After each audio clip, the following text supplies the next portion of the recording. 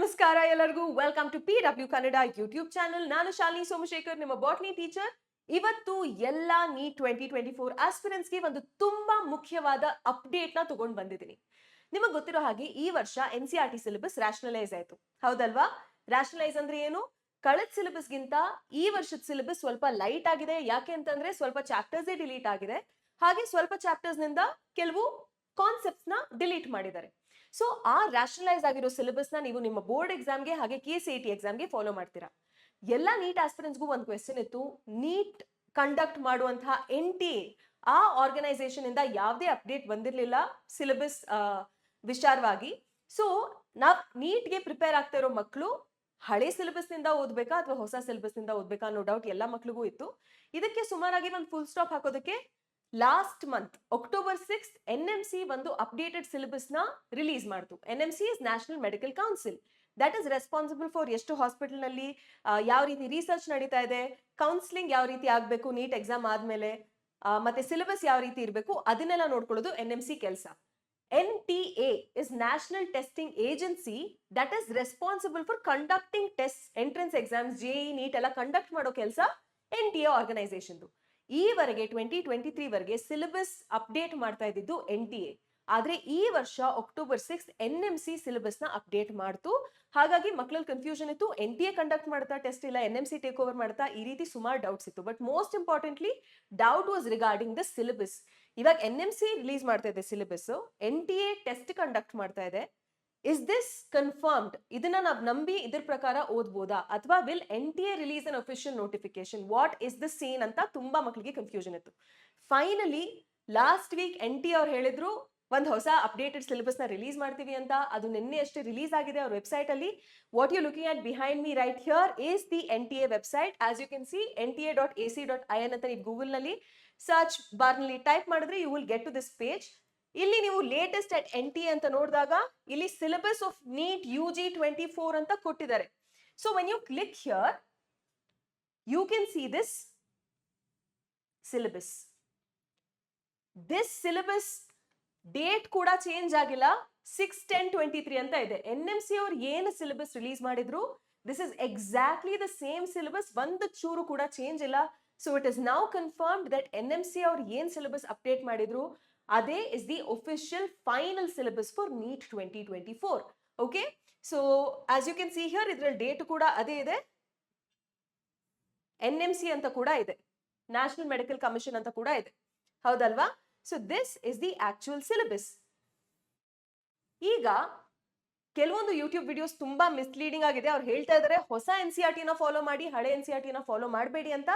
That is very very misleading, because if you closely analyse this syllabus ನಿಮಗೆ ಗೊತ್ತಾಗುತ್ತೆ ಈ syllabus is not entirely like ಹಳೆ syllabus, or it is neither entirely like the rationalise syllabus. ಎರಡಕ್ಕೂ ಮಧ್ಯ ಇದೆ.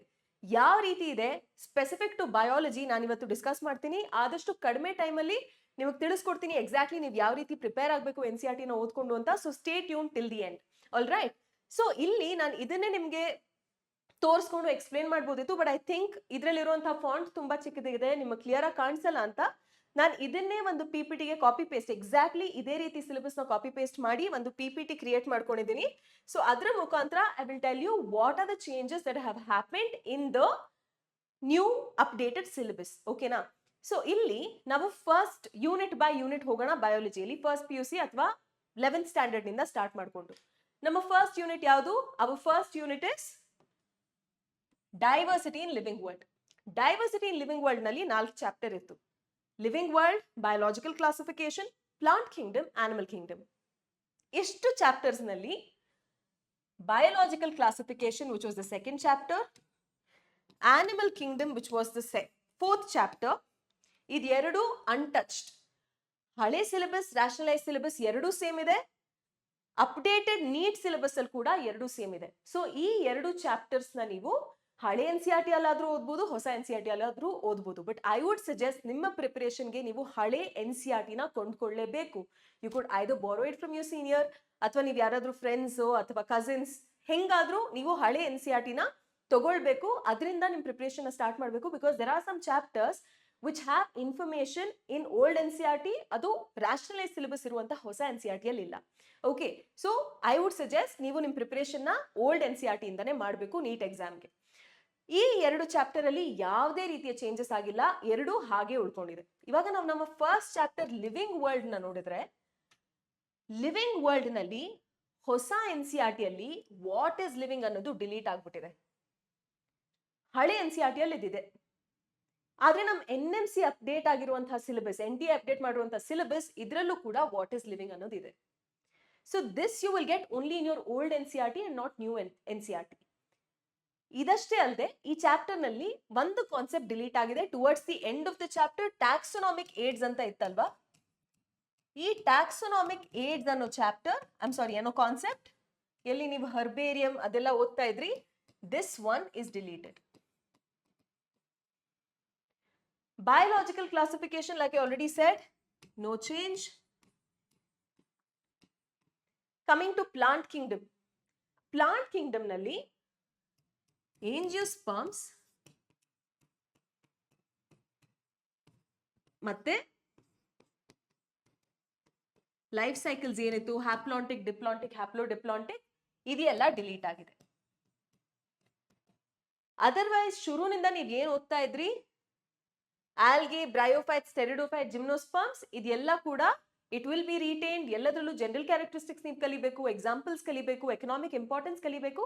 ಅದೆಲ್ಲ will be as it is. Towards the end ಏನ್ ನಿಮ್ಗೆ ಆಲ್ಟರ್ನೇಷನ್ ಆಫ್ ಜನರೇಷನ್ ಅಥವಾ life cycle, alternation of generation ಅಂದ್ರೆ ಇವಾಗ ಹ್ಯಾಪ್ಲಾಂಟಿಕ್ ಲೈಫ್ ಸೈಕಲ್, ಡಿಪ್ಲಾಂಟಿಕ್, ಹ್ಯಾಪ್ಲೋಡಿಪ್ಲಾಂಟಿಕ್ ಇದೆಲ್ಲ ಕಲ್ತ್ಕೊಂಡಿದ್ರಲ್ವಾ, ಆ ಪೋರ್ಷನ್ ಮತ್ತೆ ಏಂಜಿಯೋಸ್ಪರ್ಮ್ಸ್ ಮಾತ್ರ ಡಿಲೀಟ್ ಆಗಿದೆ. ಈ ಏಂಜಿಯೋಸ್ಪರ್ಮ್ಸ್ ಅಲ್ಲಿ ಕ್ಯಾರೆಕ್ಟರಿಸ್ಟಿಕ್ ಫೀಚರ್ಸ್, ಡಬಲ್ ಫರ್ಟಿಲೈಸೇಷನ್ ಅದೆಲ್ಲ ಕಲಿತಾ ಇದ್ವಿ.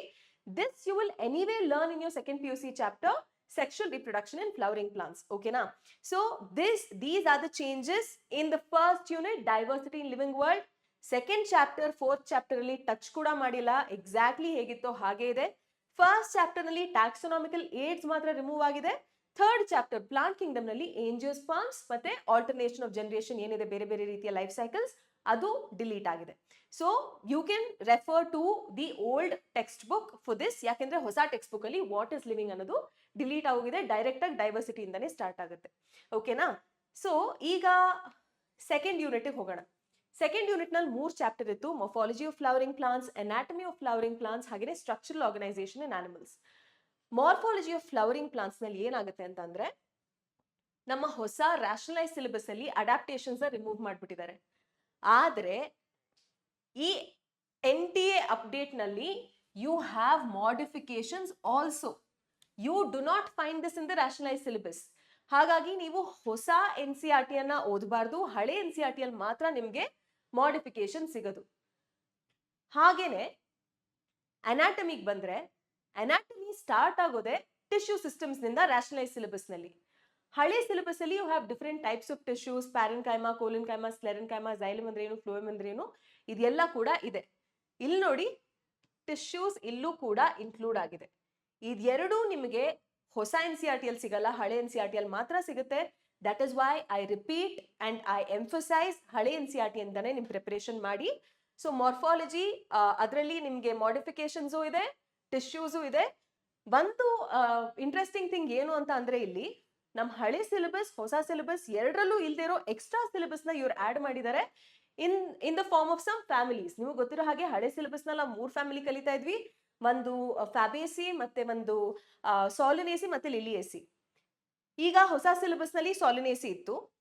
ಈಗ ಅದಷ್ಟೇ ಅಲ್ಲದೆ ಮ್ಯಾಲ್ಬೇಸಿ, ಕ್ರೂಸಿಫೆರೆಗೆ ಇನ್ನೊಂದು ಹೆಸರು ಬ್ರಾಸಿಕೇಸಿ, ಅದನ್ನ ಫ್ಲೋರಲ್ ಫಾರ್ಮ್ಯುಲಾ, ಫ್ಲೋರಲ್ ಡಯಾಗ್ರಾಮ್ ಇತ್ತು NCERT ನಲ್ಲಿ, ಅದನ್ನ ಒಂಚೂರು ಕಲ್ತ್ಕೊಳ್ತಾ ಇದ್ವಿ ಬ್ರೀಫ್ ಆಗಿ. ಬಟ್ ಅದನ್ನ ಇನ್ ಡೀಟೇಲ್ ಕಲ್ತ್ಕೋಬೇಕೀಗ. ಲೆಗ್ಯೂಮಿನೋಸೆ, ಕಾಂಪೋಸಿಟೆ, ಗ್ರಾಮಿನೆ, ಇದು ಇದು ಇದು ಇದು ಎಕ್ಸ್ಟ್ರಾ ಫ್ಯಾಮಿಲೀಸ್ ಆಯ್ತು. ಎರಡೂ NCERT ಅಲ್ಲಿ ಇರಲ್ಲ. ಅದು ಹೊಸ ಇನ್ಫಾರ್ಮೇಶನ್ ನೀವು ಕಲ್ತ್ಕೊಳ್ಬೇಕು. ಇದಕ್ಕೆ ನಾವೊಂದು ವಿಡಿಯೋ ಮಾಡ್ಕೊಡ್ತೀವಿ ನಿಮ್ಗೆ PW ಕನ್ನಡ ಚಾನೆಲ್ ನಲ್ಲಿ. So it's easy for your preparation. ಇಲ್ಲಿ ಅನಾಟಮಿ ಆಫ್ ಫ್ಲವರಿಂಗ್ ಪ್ಲಾಂಟ್ಸ್ ನಲ್ಲಿ ಒಂದು ಇಂಪಾರ್ಟೆಂಟ್ ಕಾನ್ಸೆಪ್ಟ್ ಡಿಲೀಟ್ ಆಗಿದೆ. ಒಂದು ಲೆಂದಿ ಕಾನ್ಸೆಪ್ಟ್, ಮಕ್ಕಳಿಗೆ ಅದು ಅರ್ಥ ಮಾಡ್ಕೊಳ್ಳೋದು ಸ್ವಲ್ಪ ಕಷ್ಟ ಅನಿಸ್ತಾ ಇತ್ತು. So that is secondary growth and dicot stem and root ಇತ್ತು. ಹಾರ್ಟ್ ವುಡ್, ಸ್ಯಾಪ್ ವುಡ್, ಅದ್ರ ಬಗ್ಗೆ ಎಲ್ಲ ಕಲ್ತ್ಕೊಳ್ತಾ ಇದ್ರಿ ನೀವು. ಸೊ ಅದು ಇಲ್ಲಿ ಡಿಲೀಟ್ ಆಗಿದೆ. That is a relief. ಓಕೆನಾ?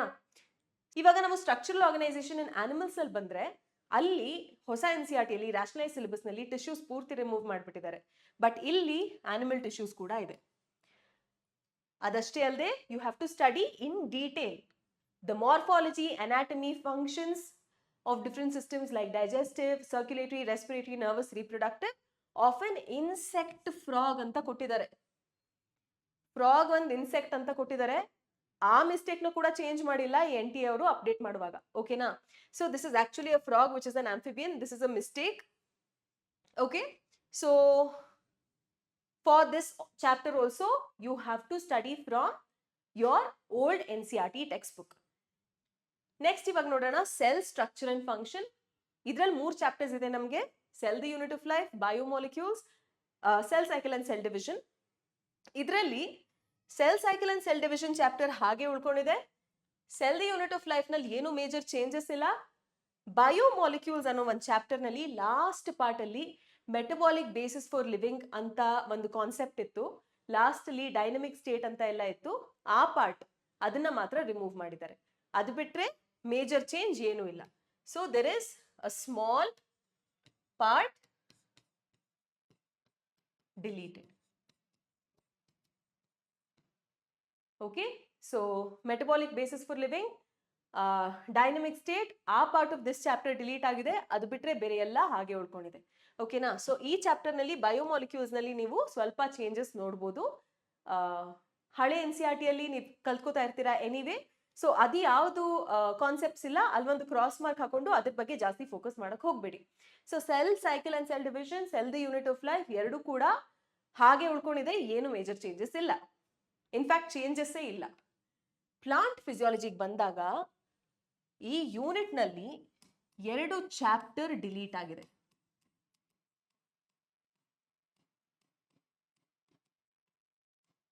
ಯಾವ್ದದು 2 chapter? Transport and plants, mineral nutrition, ಅದು 2 ಚಾಪ್ಟರ್ ಡಿಲೀಟ್ ಆಗಿದೆ. ಅದು ಬಿಟ್ರೆ ಮಿಕ್ಕಿದ 3 chapter, photosynthesis and higher plants, respiration and plants ಮತ್ತೆ plant growth and development for the most part ಹಾಗೆ ಇದೆ. But plant growth and development ಅಲ್ಲಿ ಟುವರ್ಡ್ಸ್ ದಿ ಎಂಡ್ ನಿಮಗೆ ಫೋಟೋ ಪೀರಿಯಾಡಿಸಮ್,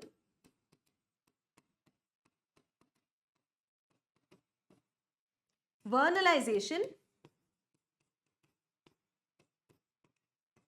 ಮತ್ತೆ ಸೀಡ್ ಡಾರ್ಮೆನ್ಸಿ ಅಂತ ಇತ್ತು. ಈ ಕಾನ್ಸೆಪ್ಟ್ಸ್ ಡಿಲೀಟ್ ಆಗಿದೆ. ಫಸ್ಟ್ ಪಾರ್ಟ್ ಅಲ್ಲಿ ನೀವು ಡಿಸ್ಕವರಿ ಬಗ್ಗೆ ಎಲ್ಲ ಕಲಿತೀರಾ. ಆಮೇಲೆ ಪ್ಲಾಂಟ್ ಗ್ರೋತ್ ರೆಗ್ಯುಲೇಟರ್ಸ್ ಫಂಕ್ಷನ್ ಏನು, what are its physiological roles, ಅದ್ರ ಬಗ್ಗೆ ಕಲಿತೀರಾ. Towards the end photoperiodism, vernalisation ಮತ್ತೆ ಸೀಡ್ ಡಾರ್ಮೆನ್ಸಿ ಇತ್ತು. ಆ 3 ಕಾನ್ಸೆಪ್ಟ್ಸ್ ಮಾತ್ರ ಡಿಲೀಟ್ ಆಗಿದೆ. ಓಕೆನಾ? ಸೊ ನಾವು let's talk about the 5th unit. 5th unit human physiology. ಅದರಲ್ಲಿ 7 ಚಾಪ್ಟರ್ಸ್ ಇತ್ತು. ಇದರಲ್ಲಿ ಕೂಡ 1 ಚಾಪ್ಟರ್ ಡಿಲೀಟ್ ಆಗಿದೆ. ಹ್ಯೂಮನ್ ಫಿಸಿಯಾಲಜಿಯಲ್ಲಿ 1 ಚಾಪ್ಟರ್ ಡಿಲೀಟ್ ಆಗಿದೆ.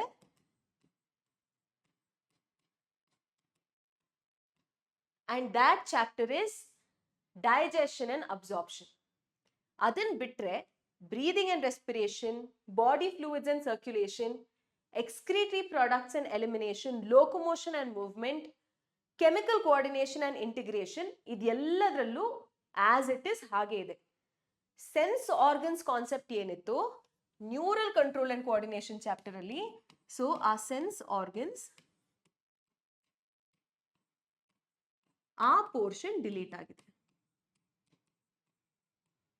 ಸೆನ್ಸ್ ಆರ್ಗನ್ಸ್ ಅಲ್ಲಿ ನೀವು structure of the eye, mechanism of vision, structure of the ear, mechanism of hearing ಕಲ್ತ್ಕೊಳ್ತಾ ಇದ್ವಿ. ಸೊ ಆ ಪೋರ್ಷನ್ ಡಿಲೀಟ್ ಆಗಿದೆ ಈ ಚಾಪ್ಟರ್ ನಲ್ಲಿ. ಅದು ಬಿಟ್ರೆ ಮಿಕ್ಕಿದ ಎಲ್ಲ chapters remain as it is. ಆ ಯೂನಿಟ್ ನಲ್ಲಿ ಡೈಜೆಷನ್ ಅಂಡ್ ಅಬ್ಸಾರ್ಪ್ಷನ್ ಅನ್ನೋ ಒಂದು ಚಾಪ್ಟರ್ ಮಾತ್ರ ಡಿಲೀಟ್ ಆಗಿದೆ. Okay, now let's talk about the second PUC ಅಲ್ಲಿ ಇರುವಂತಹ ಫಸ್ಟ್ ಯೂನಿಟ್, ರೀಪ್ರೊಡಕ್ಷನ್. ಈ ಯೂನಿಟ್ ನಲ್ಲಿ 1 ಚಾಪ್ಟರ್ಸ್ ಡಿಲೀಟೆಡ್.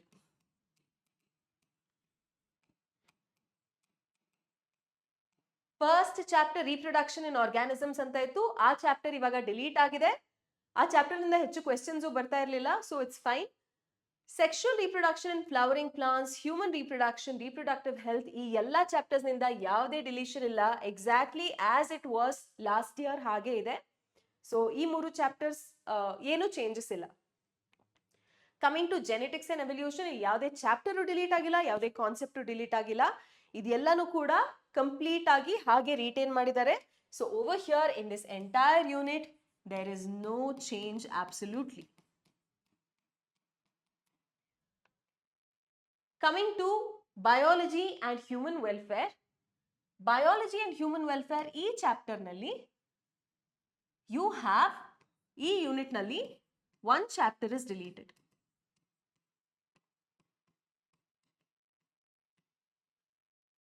ಅದು ಯಾವ chapter? Strategies for enhancement in food production. Strategies for enhancement in food production ಅಂತ ಒಂದು ಚಾಪ್ಟರ್ ಇತ್ತು, ಅದು ಕಂಪ್ಲೀಟ್ಲಿ ಡಿಲೀಟ್ ಆಗಿದೆ. ಒಂದ್ ಒಳ್ಳೆ ವಿಷಯ ಅದು ಡಿಲೀಟ್ ಆಗಿರೋದು, ಯಾಕಂದ್ರೆ ಅದರಲ್ಲಿ ಎಷ್ಟೊಂದು ಎಕ್ಸಾಂಪಲ್ಸ್ ಇತ್ತು, ಅದನ್ನ ನೆನ್ಪಿಟ್ಕೊಳ್ಳೋದಕ್ಕೆ ಸ್ಟೂಡೆಂಟ್ಸ್ ಕಷ್ಟಪಡ್ತಾ ಇದ್ರು. ಸೊ ಆ ಚಾಪ್ಟರ್ ಡಿಲೀಟ್ ಆಗೋಯ್ತು. ಅದ್ ಬಿಟ್ಟು 2 ಚಾಪ್ಟರ್ ಇದೆ, ಹ್ಯೂಮನ್ ಹೆಲ್ತ್ ಅಂಡ್ ಡಿಸೀಸಸ್ ಮತ್ತೆ ಮೈಕ್ರೋಬ್ಸ್ ಅಂಡ್ ಹ್ಯೂಮನ್ ವೆಲ್ಫೇರ್. ಇದೆರಡು ಕೂಡ ಹಾಗೆ ರಿಟೈನ್ ಆಗಿದೆ, ಯಾವುದೇ ಕಾನ್ಸೆಪ್ಟ್ಸ್ ಡಿಲೀಟ್ ಆಗಿಲ್ಲ. Next we have biotechnology and its applications. Very important chapters when it comes to NEET. ಇದ್ರಲ್ಲೂ ಯಾವುದೇ ರೀತಿ ಚೇಂಜಸ್ ಇಲ್ಲ. 2 ಚಾಪ್ಟರ್ ಇತ್ತು ಈ ಯೂನಿಟ್ ಅಲ್ಲಿ. ಫೈನಲಿ ಇವಾಗ್ಲೂ ಕೂಡ NTA ಅಪ್ಡೇಟ್ ಮಾಡುವಂತ ಸಿಲೆಬಸ್ ನಲ್ಲಿ ಕೂಡ 2 ಚಾಪ್ಟರ್ಸ್ ಇದೆ, ಯಾವುದೇ ರೀತಿಯ ಚೇಂಜಸ್ ಇಲ್ಲ. Finally ecology and environment. ಇದರಲ್ಲಿ 4 ಚಾಪ್ಟರ್ಸ್ ಇತ್ತು ಹಳೆ ಸಿಲೆಬಸ್ ನಲ್ಲಿ. ಈಗ 1 ಚಾಪ್ಟರ್ ಡಿಲೀಟ್ ಆಗಿದೆ.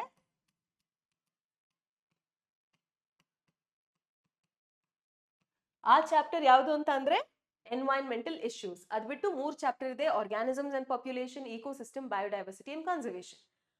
ಆರ್ಗಾನಿಸಮ್ಸ್ ಅಂಡ್ ಪಾಪ್ಯುಲೇಷನ್ ಚಾಪ್ಟರ್ ನ ನಾವು ನೋಡಿದಾಗ, ಅನಲೈಸ್ ಮಾಡಿದಾಗ, ನಮ್ಮ ಹೊಸ ರ್ಯಾಷನಲೈಸ್ ಸಿಲೆಬಸ್ ನಲ್ಲಿ ಪಾಪ್ಯುಲೇಷನ್ ಇಂಟ್ರಾಕ್ಷನ್ ಅಂತಾನೆ ಸ್ಟಾರ್ಟ್ ಆಗುತ್ತೆ. ಆರ್ಗಾನಿಸಮ್, ಎನ್ವೈರನ್ಮೆಂಟ್, ಬಯೋಮ್ಸ್ ಅಂದ್ರೆ ಏನು, ಅಡಾಪ್ಟೇಷನ್ಸ್ ಅದ್ಯಾವುದೂ ಇಲ್ಲ. ಬಟ್ ಇಲ್ಲಿ ನೋಡಿದ್ರೆ ಆರ್ಗಾನಿಸಮ್ಸ್ ಅಂಡ್ ಎನ್ವೈರನ್ಮೆಂಟ್ ಅಂತ ಕೂಡ ಕೊಟ್ಟಿದ್ದಾರೆ. So the first part also you will have to study from the old NCERT and not new NCERT. Ecosystem ಬಗ್ಗೆ ಬಂದ್ರೆ, ecosystem ಅಲ್ಲಿ they have deleted ecological succession.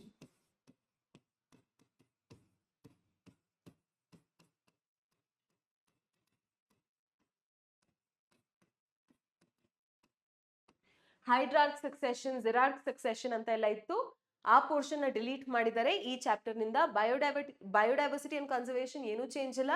Organisms and populations chapter ನಲ್ಲಿ environment ಬಗ್ಗೆ ಏನಿತ್ತು ಅದನ್ನ ಡಿಲೀಟ್ ಮಾಡಿದ್ದಾರೆ rationalise syllabus ನಲ್ಲಿ, but ಈ ಸಿಲೆಬಸ್ ಅಲ್ಲಿ ಅದು ಮೆನ್ಷನ್ ಆಗಿದೆ. ಓಕೆ, ಸೊ ಆ ಚಾಪ್ಟರ್ಗೂ ಕೂಡ ನೀವು ಹಳೆ NCERT ನೇ ರೆಫರ್ ಮಾಡಬೇಕು. So this is the syllabus update of NTA. ನೀವು ನೋಡ್ತಿರೋ ಹಾಗೆ ಎಷ್ಟೊಂದು ಚಾಪ್ಟರ್ಸ್ ನಲ್ಲಿ ಹೊಸ NCERT ಅಲ್ಲಿ ಇಲ್ಲದೆ ಇರುವಂತಹ ಸಿಲೆಬಸ್, ಹಳೆ NCERT ಅಲ್ಲಿ ಇರುವಂತಹ ಸಿಲೆಬಸ್ ನಿಮ್ಗೆ ಕಾಣಿಸ್ತಾ ಇದೆ. ಆ ಕಾನ್ಸೆಪ್ಟ್ಸ್ ನಿಮ್ಗೆ ಕಾಣಿಸ್ತಾ ಇದೆ ಈ ಸಿಲೆಬಸ್ ನಲ್ಲಿ, ಈ ಅಪ್ಡೇಟೆಡ್ ಸಿಲೆಬಸ್ ನಲ್ಲಿ. ಸೊ ನಿಮ್ಗೆ ಇವಾಗ ಕ್ಲಿಯರ್ ಆಗಿ ಗೊತ್ತಾಗಿರ್ಬೋದು ದಟ್ ನೀವು ನಿಮ್ಮ ಪ್ರಿಪರೇಷನ್ಗೆ ಹಳೆ NCERT ಇಂದಾನೆ ಮಾಡಬೇಕು. ಅಲ್ಲಿ ಯಾವ್ದೆಲ್ಲ ಡಿಲೀಟ್ ಆಗಿದೆ ಅಲ್ಲಿ ಬೇಕಿದ್ರೆ ಕ್ರಾಸ್ ಮಾರ್ಕ್ ಹಾಕಿ, ಯಾವ್ದೆಲ್ಲ ಇದೆ ಅದರಿಂದ ನೀವು ಕಲ್ತ್ಕೊಳ್ಳಕ್ಕೆ ಶುರು ಮಾಡ್ಬೋದು. ತುಂಬಾ ಜನ ಲೇಸಿಯಾಗಿ ವೇಟ್ ಮಾಡ್ತಾ ಇದ್ರು, ಇದನ್ನ ಒಂದು ಎಕ್ಸ್ಕ್ಯೂಸ್ ಆಗಿ ಯೂಸ್ ಮಾಡ್ಕೊತಾ ಇದ್ರು. ಸಿಲೆಬಸ್ಸೇ ಗೊತ್ತಿಲ್ಲ, ಮತ್ತೇನ್ ಪ್ರಿಪರೇಷನ್, ಇನ್ನ ವೇಟ್ ಮಾಡೋಣ, ಸಿಲೆಬಸ್ ಬರ್ಲಿ, ಓದಿ ಆಮೇಲೆ ವೇಸ್ಟ್ ಆಗ್ಬಾರ್ದಲ್ವಾ ಅಂತೆಲ್ಲ ಯೋಚನೆ ಮಾಡ್ತಾ ಇದ್ರು.